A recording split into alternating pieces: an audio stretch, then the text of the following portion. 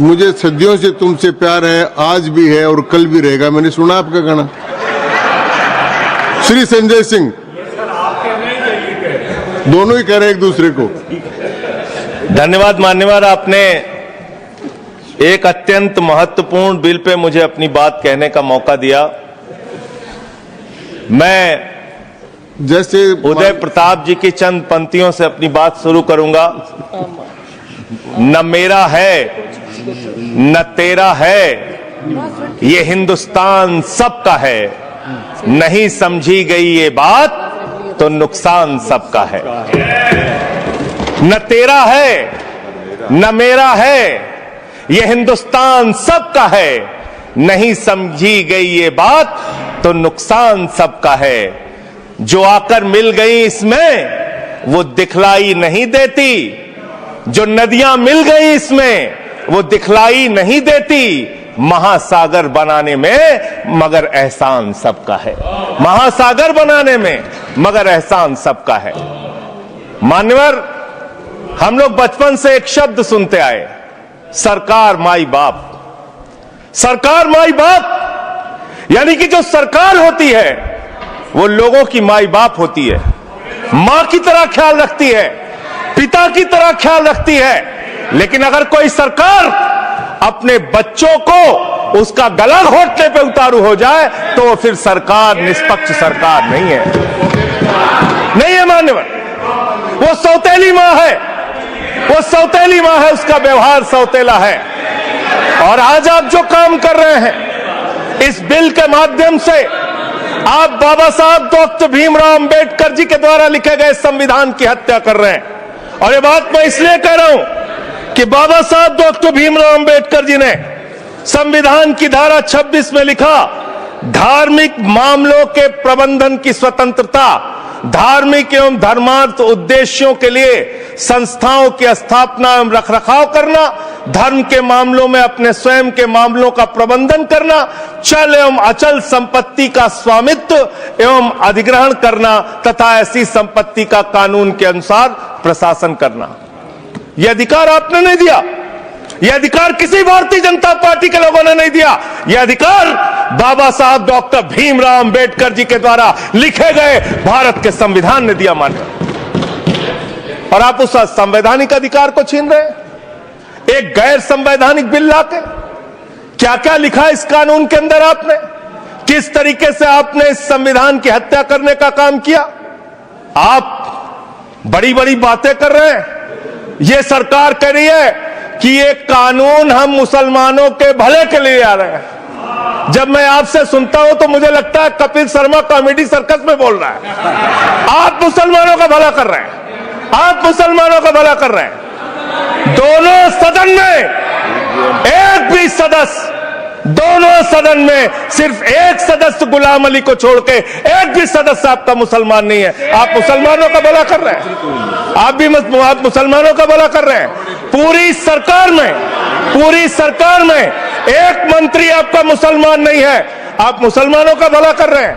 दो नेता अपने घरों में आपने बैठा दिया, मुख्तार अब्बास नकवी, शाहनवाज हुसैन, दोनों की राजनीति आपने खत्म कर दी। आप मुसलमानों का भला कर रहे हैं, आप मुसलमानों का भला कर रहे हैं, आप मुसलमानों का भला कर रहे हैं। अरे सुनना सीखो पहले। मान्यवर, मैं इनके इस कानून में क्या क्या लिखा हुआ है, क्या क्या कहा है इन्होंने। बैठ जाए कृपया, गुलाम अली जी बैठ जाए। धार्मिक संपत्तियों को यह बिल कब्जा करने की नापाक कोशिश है। इतनी और धार्मिक संपत्तियों को सदन में इतनी कब्जा करने के लिए सदन में इतनी शांति है कि आराम से आप बोलोगे तो आराम से बोल रहा हूं सर। हाँ। आप बैठे हैं तो आपको देख के वैसे ही आराम आ जाता है। आपको देख के मैं वैसे ही आराम में रहता हूं सर। आप जब है आपका संरक्षण है तो आराम से ही बोल रहा हूं। बोलिए। मान्यवर, धार्मिक संपत्तियों को कब्जा करने की एक कोशिश है। इसलिए इस बिल पर न हिंदू को खुश होना चाहिए, न सिख को खुश होना चाहिए, न ईसाई को खुश होना चाहिए, न जैन को खुश होना चाहिए, न बौद्ध को खुश होना चाहिए, क्योंकि नंबर सबका आएगा। और आज वक्फ की संपत्तियां कब्जा करके आप अपने दोस्तों को देंगे, कल गुरुद्वारे की संपत्तियां कब्जा करके आप अपने दोस्तों को देंगे, फिर चर्चों की संपत्तियां कब्जा करके आप अपने दोस्तों को देंगे, फिर बौद्धों की संपत्तियां कब्जा करके आप अपने दोस्तों को देंगे, फिर जैनों की संपत्तियां कब्जा करके आप अपने दोस्तों को देंगे, फिर मंदिरों की जमीनें कब्जा करके आप अपने दोस्तों को देंगे। आप तो वो लोग हैं जिन्होंने प्रभु श्री राम के मंदिर में भी घोटाला किया। मान्यवर, प्रभु श्री राम के मंदिर के जमीन में घोटाला किया। मैं कागज दूंगा सर, मैं कागज दूंगा। कर दिया मैंने। ये लोग राम मंदिर में घोटाला करने वाले लोग हैं, राम मंदिर की जमीन का चंदा खाने वाले लोग हैं सर। ये लोग 2 करोड़ की जमीन 5 मिनट में 18 करोड़ में बेची सर इन लोगों ने। 16.5 करोड़ का घोटाला किया, 18.5 करोड़ में जमीन बेची। ये राम मंदिर में घोटाला करने वाले लोग हैं सर। मान्यवर, अरे प्रभु श्री राम के नाम का पैसा खाते हो तुम लोग। अरे बैठ जाओ, राम मंदिर का पैसा खाते हो। अरे राम मंदिर में घोटाला करते हो, बैठो।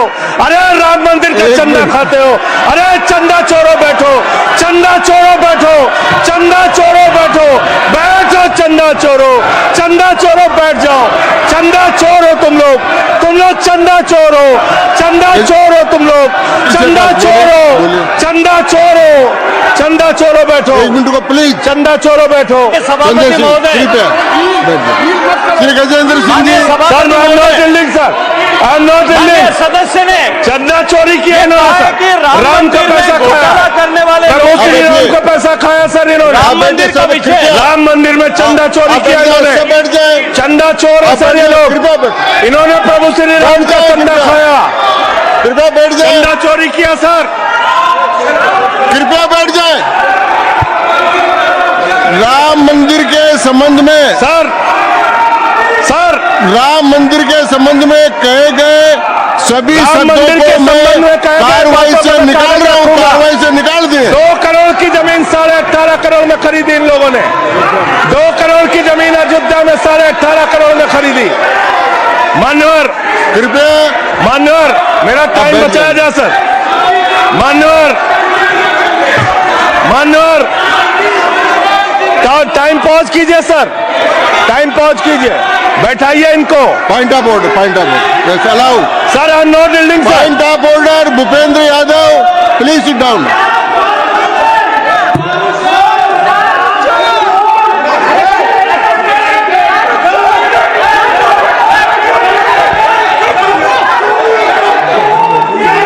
भाई पॉइंट ऑफ ऑर्डर मैंने दिया, आप जाइए स्थान पर, कृपया अपने स्थान पर जाएं। मैंने व्यवस्था का प्रश्न उठाने का मौका दिया भूपेंद्र जी यादव को। आप सब लोग अपने स्थान पर जाएं, कृपया अपने स्थान पर चले जाएं, कृपया अपने स्थान पर जाएं, सबको चोर बना, कृपया बैठे। चोरी में जेल में रहे। मैंने भूपेंद्र जी, कृपया बैठ जाए, कृपया। श्री भूपेंद्र यादव सर, मैं पहले Bhupendra ji, yes sir, Bhupendra Yadav sir, Madan ji Rathore कृपया बैठ जाएं। सर ये कृपया, मैंने भूपेंद्र जी यादव को व्यवस्था का प्रश्न उठाने की अनुमति दी है, लेकिन मैं पहले बता दूं कि राम मंदिर के बारे में जो कुछ इनको कहा मैंने उसको एक्सपेंस कर दिया है, वो कार्रवाई का हिस्सा नहीं है। आप बोलिए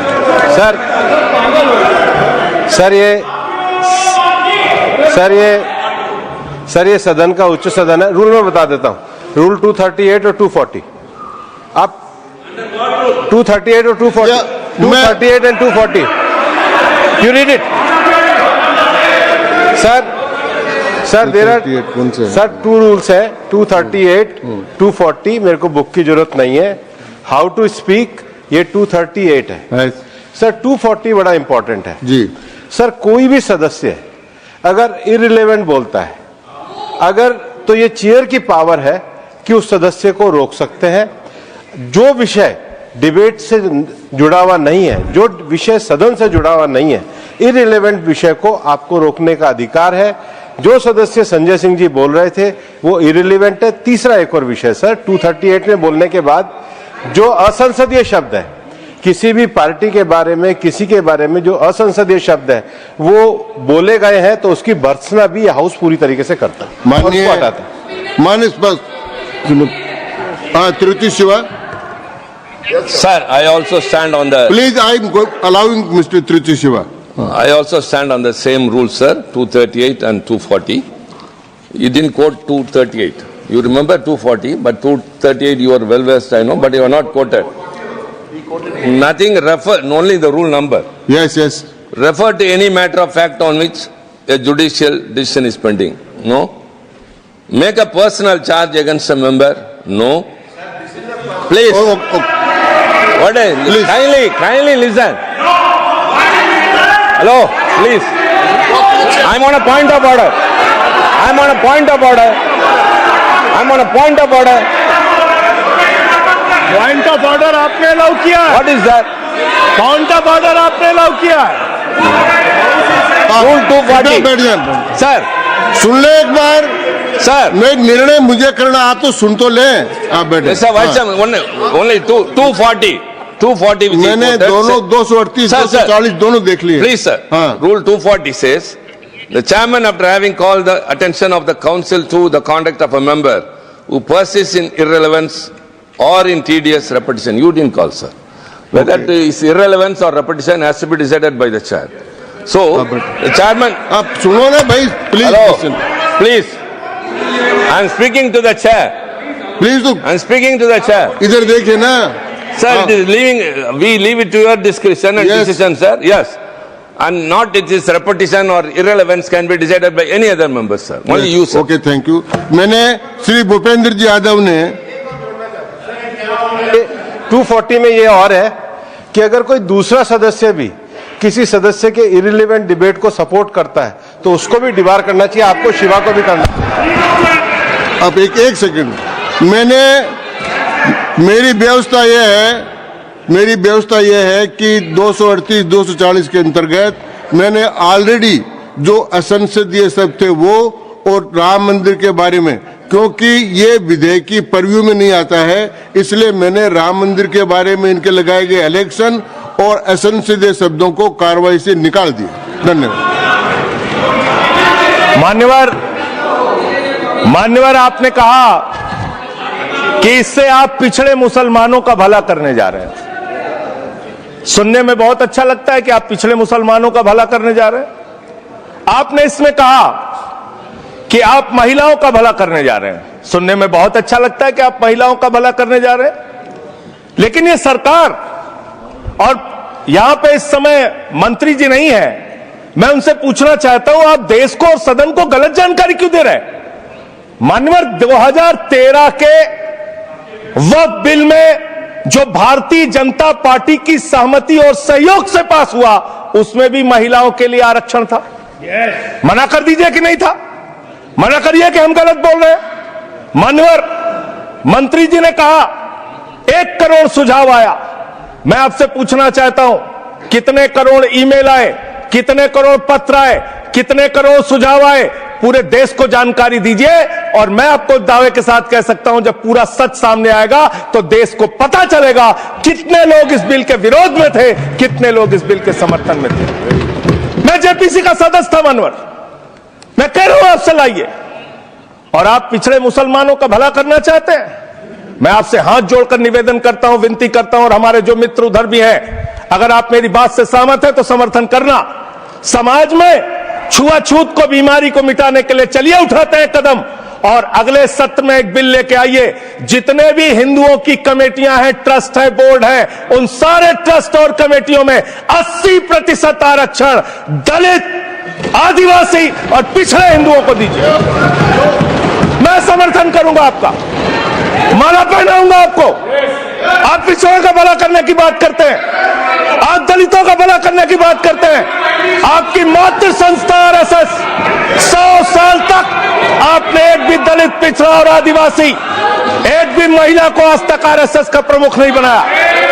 आप दलितों और पिछड़ों और आदिवासियों की आरएसएस के बारे में भला करने की बात करते कर हैं। दीजिए। माननीय, इस बिल में क्या लिखा है? आप जो भी बातें इस विधेयक के अलावा बोलेंगे, उन सबको मैं एक्सप्लेन सर, ये करूंगा। क्या उसमें सत्य नहीं है? क्या ये सच नहीं है? सर मेरा टाइम रोका जाए।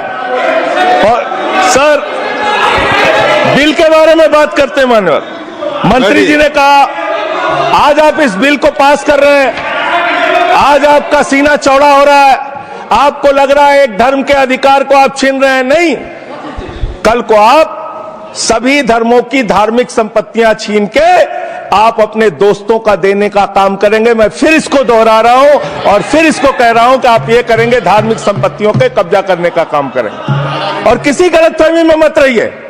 आपको लोकसभा के चुनाव में मात्र 36% वोट मिला है। इस देश की 64% आबादी आज भी आपके खिलाफ है, आज भी आपके खिलाफ खड़ी है। किसी गलतफहमी में मत रहिए। बड़ी बड़ी सत्ता उखड़ गई और चली गई। मान्यवर, आपने इसमें लिखा बिल के अंदर कि वक्फ कमेटी के अंदर गैर मुसलमान इसका सदस्य बन सकता है। आप क्या गुरुद्वारा कमेटी के अंदर गैर सिख को मेंबर बना सकते हैं?